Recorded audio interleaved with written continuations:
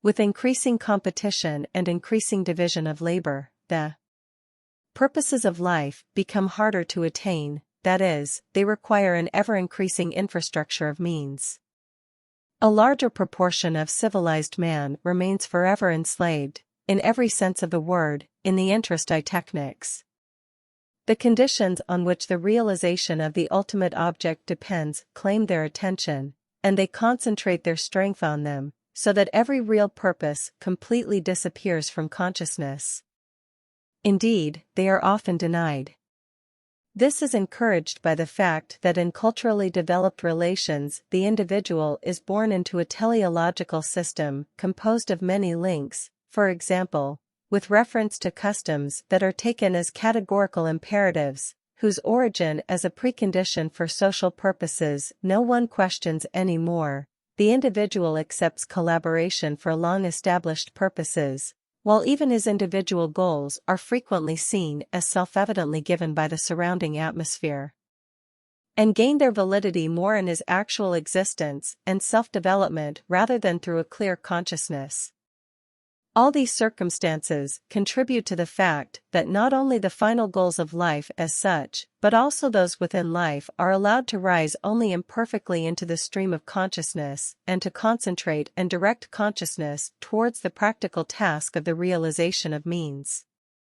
Money as the most extreme example of a means becoming an end. It is surely obvious that this antedating of the final purpose in its most comprehensive and radical form takes place not in the intermediate instances of life, but rather in money. Never has an object that owes its value exclusively to its quality as a means, to its convertibility into more definite values, so thoroughly and unreservedly developed into a psychological value absolute, into a completely engrossing final purpose governing our practical consciousness.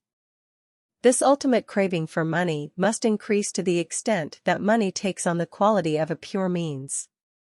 For this implies that the range of objects made available to money grows continuously, that things submit more and more defenselessly to the power of money, that money itself becomes more and more lacking in quality yet thereby at the same time becomes powerful in relation to the quality of things. Its growing importance depends on its being cleansed of everything that is not merely a means, because its clash with the specific characteristics of objects is thereby eliminated.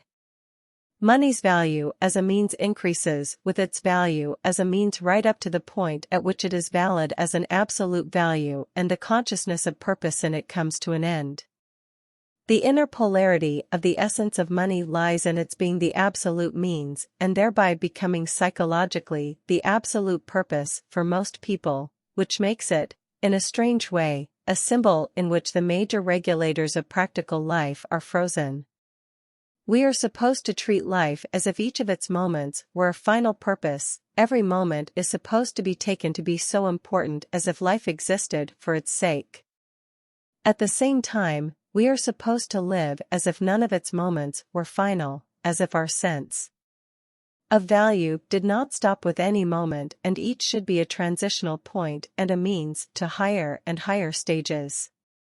This apparently contradictory double demand upon every moment of life, to be at the same time both final and yet not final, evolves from our innermost being in which the soul determines our relation to life, and finds, oddly enough, an almost ironical fulfillment in money, the entity most external to it, since it stands above all qualities and intensities of existing forms of the mind. Money as an end depends upon the cultural tendencies of an epoch. The extent to which money becomes absolute for the consciousness of value depends on the major transformation of economic interest from primitive production to industrial enterprise. Modern man and the ancient Greek have such different attitudes toward money largely because formerly it served only consumption, whereas now it essentially serves production. This difference is of extreme importance for the teleological role of money, which is the true index of the economy as a whole. Formerly, general economic interest was directed much more towards consumption than to production. Agricultural production predominated, and its simple and traditional stationary technology did not require as much expenditure of economic consciousness as did constantly changing industry. This consciousness was therefore predominantly focused on the other side of the economy, namely consumption. The development of labor as a whole reflects the same pattern. Native peoples work almost exclusively for immediate consumption and not for possessions, which would be the next stage further towards acquisition. Thus it is that the so-called socialist tendencies and the ideals of antiquity center around an organization of consumption but not of productive labor. Plato's ideal state in this respect resembles the Athenian democracy which he sought to attack. One of Aristotle's arguments illustrates this particularly clearly. If political functions were to receive payment, then this would result in predominance of the poor over the wealthy in a democracy, because the poor would be less occupied by private business and have more time to exercise their public rights, which they would do if they received payment for it. Here it is taken for granted that the poor are less busy. If this situation, in contrast to later centuries, is not a matter of chance, but rather is based in principle on the form that the economy takes, then it follows that the interest of the masses was simply in having enough to survive on. A social structure that presupposes the unemployment of the poor must basically possess an interest in consumption rather than production. The moral rules of the Greeks concerning the economic realm almost never refer to acquisition, perhaps if only because the numerically predominant primary producers, the slaves, were not the object of social or moral interest. It was Aristotle's opinion that only expenditure and not production provided the opportunity to develop a positive morality.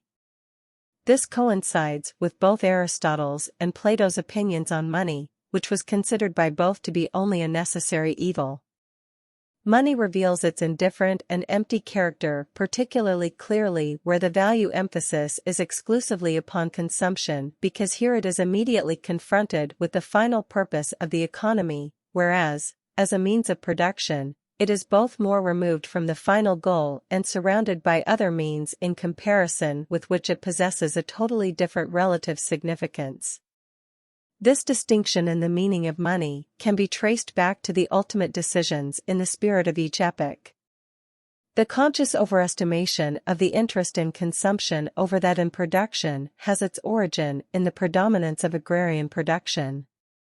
Landed property, the relatively safe possession protected by law, was the only possession that could guarantee for the Greeks the continuity and unity of their awareness for life.